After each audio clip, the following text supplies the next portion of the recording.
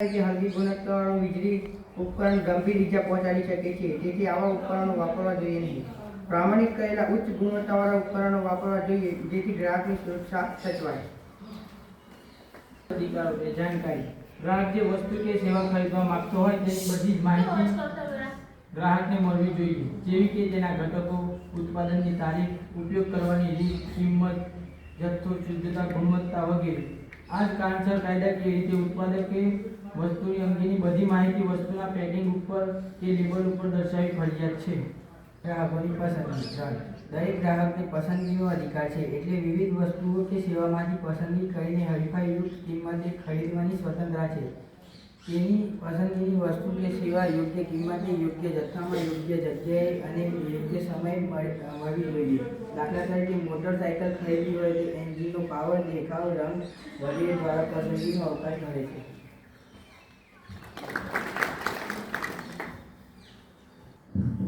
ગ્રાહકના અધિકારો. રજૂઆત રિપ્રેઝન્ટેશન. કોઈ પણ ગ્રાહકને પોતાની વપરાશી વસ્તુ કે સેવાના વપરાશથી અસંતોષ થાય તો તે ગ્રાહકને ફરિયાદ કરવાનો અધિકાર છે. આ અધિકારના કારણે ધંધાકીય એકમમાં ફરિયાદ નિવારણ માટે ઘણી સંસ્થાઓ કામ કરતી હોય છે. દાખલા તરીકે જિલ્લા કક્ષાએ, રાષ્ટ્રીય કક્ષાએ, રાજ્ય કક્ષાએ.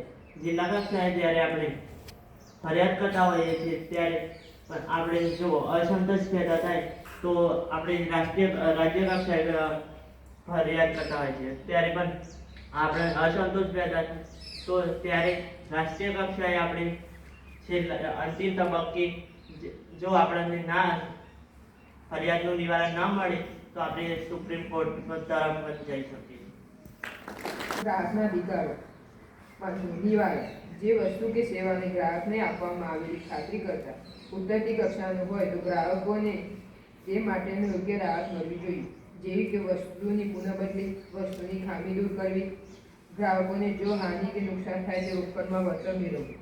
ગ્રાહકોને વસ્તુ કે સેવા અંગેની ફરિયાદ કરવાનો અધિકાર હોય છે. ગ્રાહકનો અધિકાર નંબર 6. ગ્રાહક શિક્ષણ. ગ્રાહકને યોગ્ય જથ્થામાં, યોગ્ય ગુણવત્તાવાળી, ચોક્કસ સમયે, ચોક્કસ કરેલી વાજબી કિંમતે વસ્તુ મળે તેમજ આ બધી બાબતોની ખાતરી કરી શકે તે માટે જરૂરી યોગ્ય શિક્ષણ મેળવવાનો તેનો અધિકાર છે. જો વસ્તુ કે સેવા તેને આપવામાં આવેલી ખાતરીથી ઉતરતી કક્ષાની હોય તો તેને મળવાપાત્ર કાયદાકીય રાહતો વિશે જાણકારી મેળવવી જોઈએ. આ ઉપરાંત સંયુક્ત રાષ્ટ્રસંઘે બહાર પાડેલી માર્ગદર્શિકા અનુસાર ગ્રાહકોને 2 વધારાના અધિકાર મળે છે. પહેલો, પ્રાથમિક જરૂરિયાત. પ્રાથમિક જરૂરિયાત એટલે લોકોને યોગ્ય રીતે જીવન જીવવા માટે જે વસ્તુ અને સેવાની જરૂર પડે તે મેળવવાનો તેનો અધિકાર છે. નંબર 2, આરોગ્યપ્રદ વાતાવરણ. આરોગ્યપ્રદ વાતાવરણ એટલે પ્રદૂષણો સામે રક્ષણ કે જેથી માનવી ગુણવત્તાયુક્ત જીવન જીવી શકે. દરેક માનવીનો પ્રદૂષણ મુક્ત હવા, પાણી, ખોરાક અને ભૂમિ મેળવવાનો અધિકાર છે. ગ્રાહકની જવાબદારી. Responsibility of a customer. ગ્રાહકે અધિકારો ભોગવતા પોતાની જવાબદારી અચૂકપણે નિભાવવી પડે છે. ગ્રાહકની જવાબદારી 1. અધિકારોનો સભાનપણે ઉપયોગ. ગ્રાહકને ઘણા બધા અધિકારો કાયદા દ્વારા આપવામાં આવે છે અને બધા અધિકારો ઉપયોગ માટે પૂરતી જાણકારી હોવી અત્યંત જરૂરી છે. ગ્રાહકોની જવાબદારી 1. ખોટી જાહેરાતથી સાવધાન. ઘણી વખત ઉત્પાદકો કે વિતરણો વસ્તુ કે સેવાના વધુ વેચાણ માટે જાહેરાતોમાં ખોટા દાવા કરે છે અથવા ખોટી અને ગેરમાર્ગદર્શી માહિતી આપે છે. ગ્રાહકની જવાબદારી નંબર 3. ખરીદી વખતે સાવધાની. ખરીદનારને ઉત્પાદન ખોટા પ્રલોભને આકર્ષાઈને ખરીદો કરવી જોઈએ નહીં. ગ્રાહકની ચીજ વસ્તુઓ ખરીદી વખતે ઉત્પાદનનું નામ, કિંમત, ઉપયોગ કરવાથી રીતે, ઉપયોગ કરવાની છેલ્લી તારીખ, ગેરંટી, વોરંટી, શરતો વગેરે માહિતી મેળવવી જોઈએ. જે વસ્તુ ખરીદો છો તો અને જે પ્રોપર બ્રાન્ડની છે નહીં તો પ્રતિષ્ઠિત કંપનીની વસ્તુ હોવી જોઈએ. બીજું કે ડિસ્ક અનેક જાતના આવશે. તમે સારી બ્રાન્ડની કરશો તો તમને માર્કેટિંગમાંથી સારી વસ્તુ મળશે.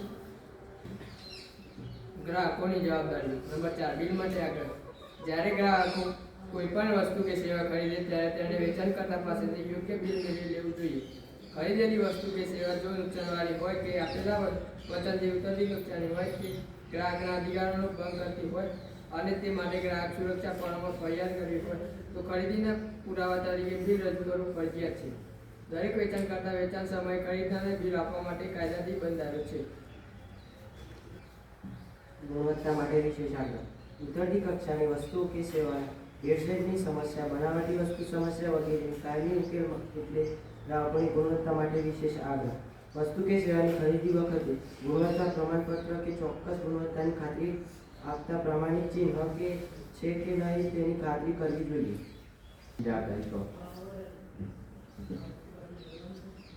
સાચી ફરિયાદની નોંધણી. વસ્તુ કે સેવાની ખરીદમાં ગ્રાહકોના અધિકારો પૈકી કોઈ હક કે હકોનો ભંગ થયો હોય તો ગ્રાહકોને ફરિયાદ નોંધણી યોગ્ય કક્ષાના તંત્ર સમક્ષ કરવી જોઈએ.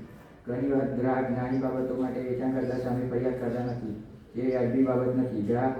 ગ્રાહકોના અવસ્થાને કારણે વેચાણકર્તા શોષણની પ્રવૃત્તિ ચાલુ છે. ગ્રાહકો જવાબદારી. ગ્રાહકવાદનો ફેલાવો. ગ્રાહકોની સંગઠિત ચળવળ એટલે ગ્રાહકવાદ. દરેક ગ્રાહકની સુરક્ષા સમિતિની સ્થાપના અને સંચાલનમાં સક્રિય ભાગ લેવો જોઈએ. ભાગીદાર બનવું જોઈએ. ગ્રાહકોમાં અધિકારોની જાગૃતિ લાવવા, હિતોની જાળવણી કરવા અને જરૂર જ્ઞાન તેમને મળતું હોય છે. ગ્રાહકની જવાબદારી. પર્યાવરણનું જતન. સમાજના જાગૃત નાગરિકો તરીકે પર્યાવરણનું જતન કરવું એ સૌની ફરજ અને જવાબદારી છે. પર્યાવરણ એટલે આસપાસનું વાતાવરણ. સ્વસ્થ જીવન જીવવા માટે પર્યાવરણ શુદ્ધ હોય તો તે વાત અત્યંત મહત્વની છે.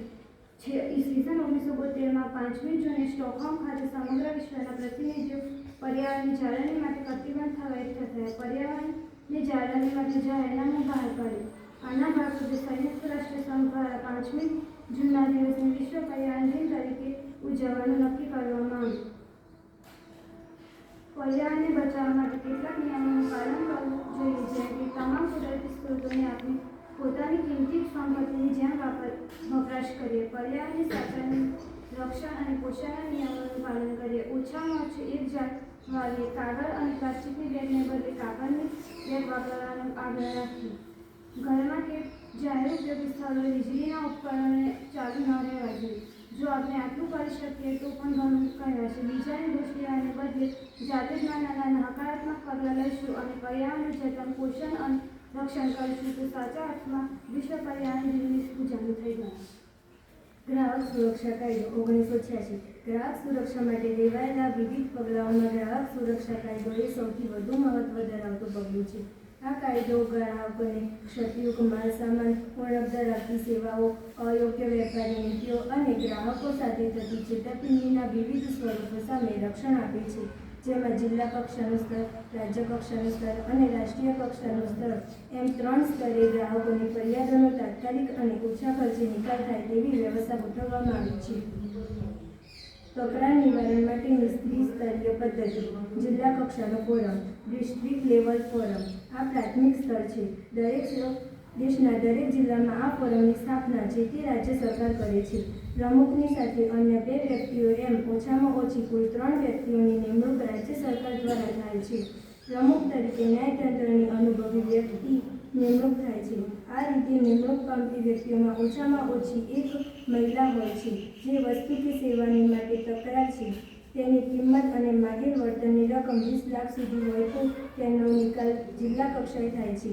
જો જિલ્લા કક્ષાના ફોરમના હુકુમથી કોઈપણ પક્ષકારને સંતોષ ન થાય તો હુકુમ થયાથી 30 દિવસમાં ફરિયાદ પુનઃવિચારણા માટે રાજ્ય કક્ષાના સ્તરમાં લઈ જઈ શકે છે.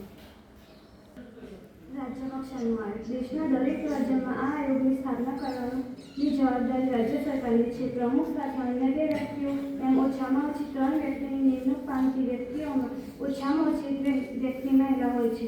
જે વસ્તુ કે સેવા માટે તકરાર છે તેની કિંમત અને માંગેલ વળતરની રકમ રૂપિયા 20 લાખથી વધુ પરંતુ 1 કરોડ સુધી હોય તો તેનો નિકાલ રાજ્ય કક્ષામાં આયોગ દ્વારા થાય છે.